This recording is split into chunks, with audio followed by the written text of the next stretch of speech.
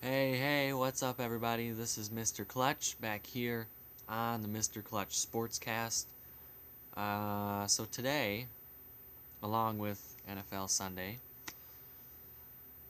we, well, we didn't, but Major League Baseball players played the last game of the 2017 regular season.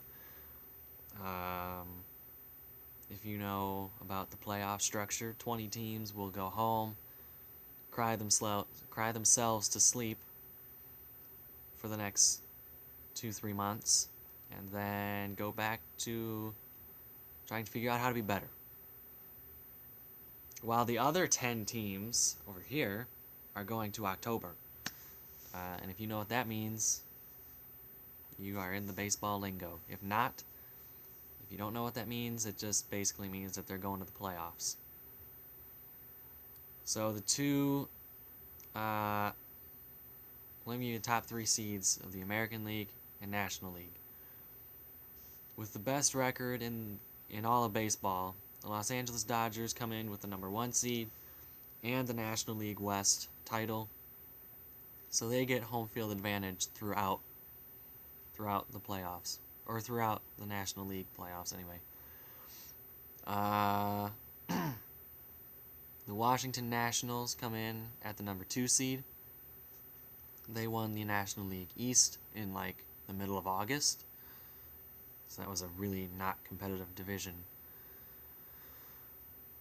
The Chicago Cubs won the National League Central Friday, I believe.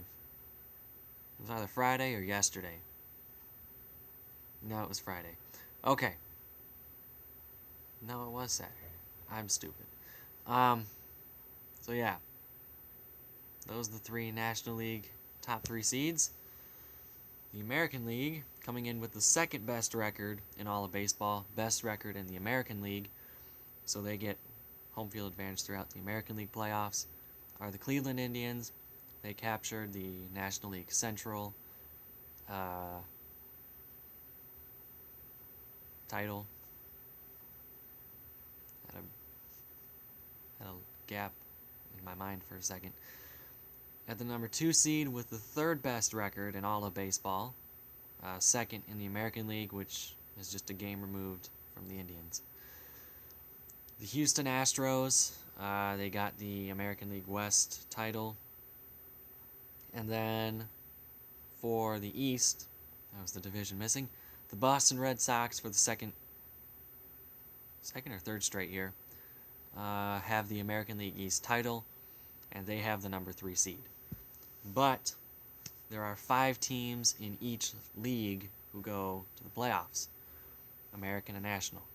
So the Yankees for the American League have the first wild card spot and wild card game home field advantage. And the Arizona Diamondbacks have the same thing, only in the National League. The Yankees, I don't know why I'm doing this with my hands, but whatever. The Yankees will be facing the Minnesota Twins at Yankee Stadium, and the Arizona Diamondbacks will be playing the Colorado Rockies at Chase Field. We got all that out of the way. I think, I don't think, I am going to make some predictions on Wild Card Week. We'll start with the American League. I think the Yankees are going to win this one. Aaron Judge is starting to heat up again. You know, he went on a little mini tear before the end of the season. And I think the Twins are a little bit inconsistent.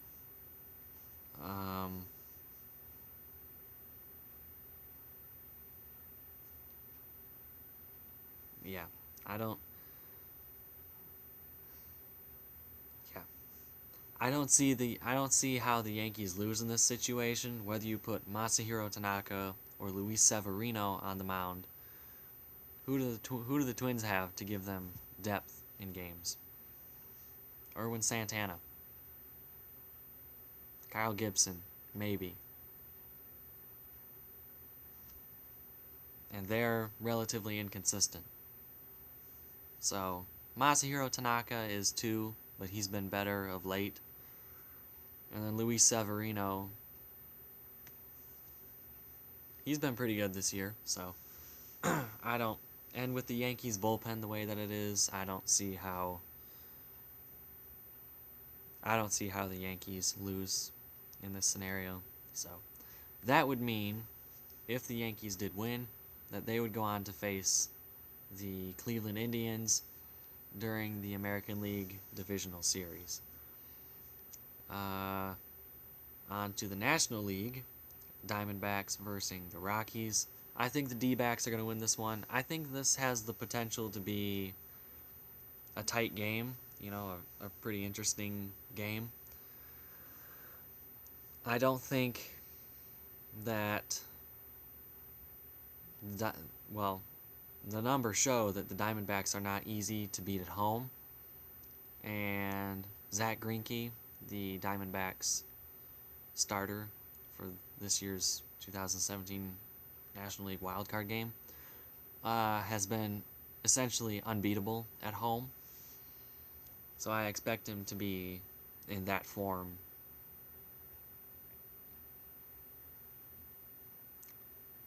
in the wildcard game, especially in the playoffs.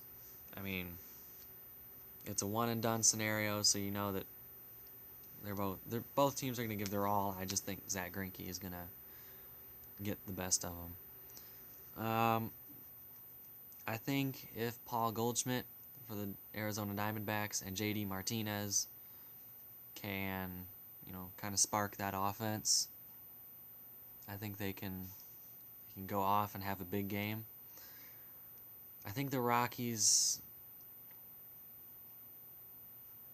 you could make the same argument about Charlie Blackmon and Nolan Arenado, but the difference is, for the Diamondbacks, you have a truly established ace in Zach Greinke.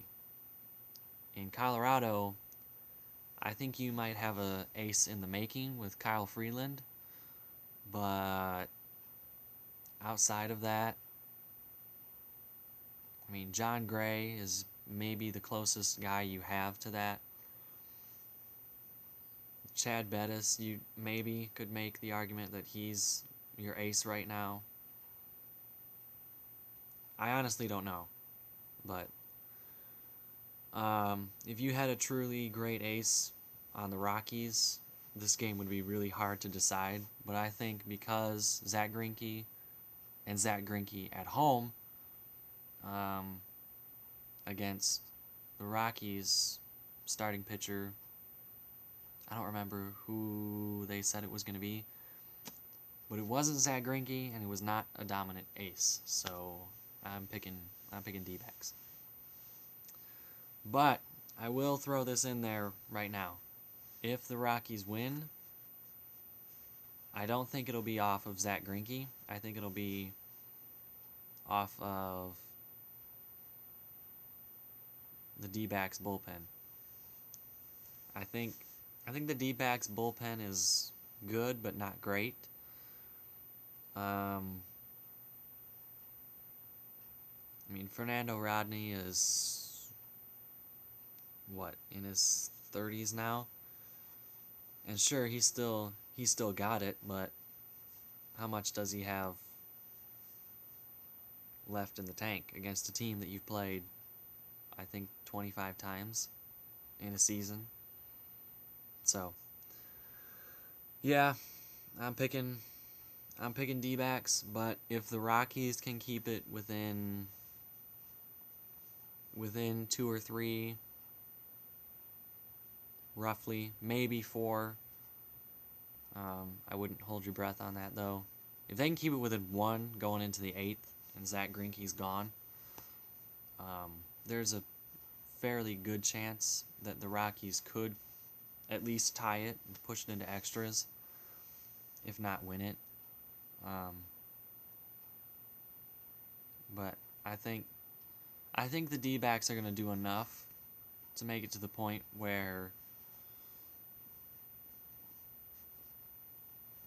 Zach Greinke can just pitch with a comfortable lead into the 7th, maybe into the 8th, who knows.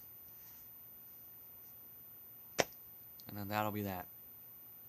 So that would mean the D-backs would go to play Los Angeles, starting out in Los Angeles for the National League Division Series, and then the other one would be Nationals and Cubs in Washington, D.C. So those are my picks. Once the wild card is over with and we know the divisional rounds, I'll make a prediction video for that too. Also, within the next 24 hours, maybe 26, I don't know. Just give myself a little extra time there. I will have a reaction video to the Clemson-Virginia Tech game. I have not watched it. I don't know who won. When I checked on ESPN for college football scores yesterday for other teams, Clemson was winning, but I don't know if they held on to that lead or not. So, I assume they did, but I don't know. So, within the next 24 to 26 hours, there will be a reaction video to that. And also, I'll give you a little bonus reaction to another game that had quite the surprise ending to it. So, be on the lookout for that. But until then, this is Mr. Clutch saying, I'll catch you guys on the flip side.